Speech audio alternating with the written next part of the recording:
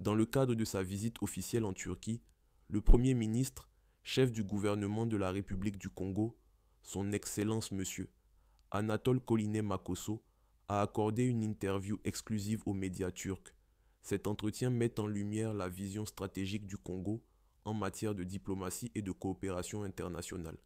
À travers ses propos, le Premier ministre rappelle l'engagement du président Denis Sassou Nguesso à diversifier les partenariats, à renforcer les échanges économiques et à ouvrir le Congo à de nouvelles opportunités.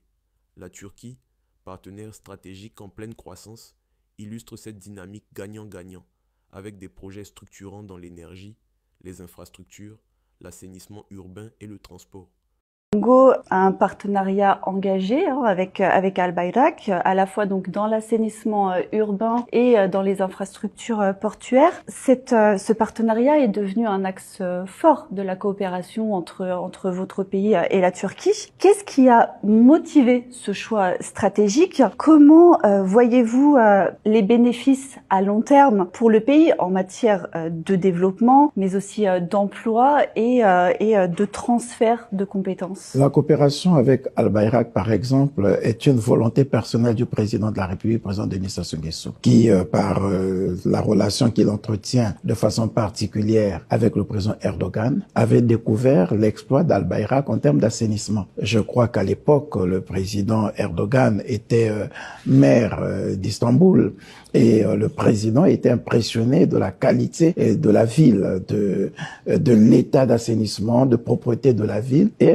depuis là, avait pensé qu'il fallait travailler avec Al Bayrak pour la salubrité, pour l'assainissement des villes de Brazzaville et Pointe-Noire. Et c'est à partir de ce moment que cette coopération s'est engagée. Le président a suivi de près ce projet jusqu'à ce que nous soyons parvenus à conclure un accord pour l'assainissement des deux grandes villes. Et chemin faisant, découvre que Al Bayrak ne faisait pas que de l'assainissement. Al Bayrak était très investi dans les domaines du transport déjà et du développement des infrastructures portuaires. Sur instruction du président de la République, nous avons travaillé sur l'instruction des deux chefs d'État. Nous avons travaillé pour que Al Bayrak puisse bénéficier de la concession d'un terminal au port autonome de Pointe-Noire. Port autonome qui est un grand port, l'un des plus grands ports en eau profonde de la sous-région. Un terminal est concédé, un ou deux terminaux d'ailleurs sont concédés à Al Bayrak pour y recevoir des gros porteurs, des navires de plus de 30 à 40 tonnes qu'on n'en avait pas depuis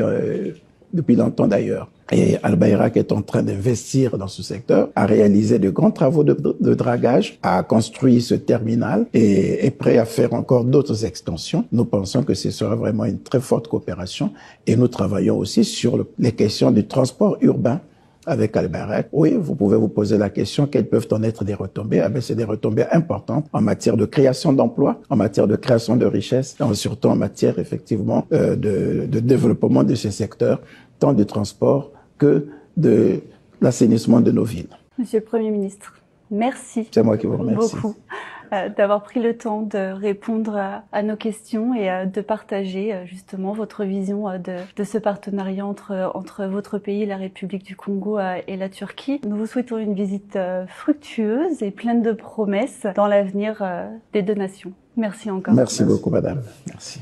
Cet entretien aura permis de réaffirmer la place centrale du Congo dans la coopération internationale, en insistant sur l'importance d'un partenariat solide et équilibré avec la Turquie. De l'assainissement des villes à la modernisation des infrastructures portuaires, en passant par le secteur énergétique et minier, la coopération Congo-Turquie ouvre des perspectives de croissance durable, de création d'emplois et de transfert de compétences. À travers cette visite et ce dialogue franc, Son Excellence M. Anatole Koline Makosso démontre la volonté du gouvernement congolais de bâtir un avenir fondé sur l'ouverture, la confiance et le développement partagé.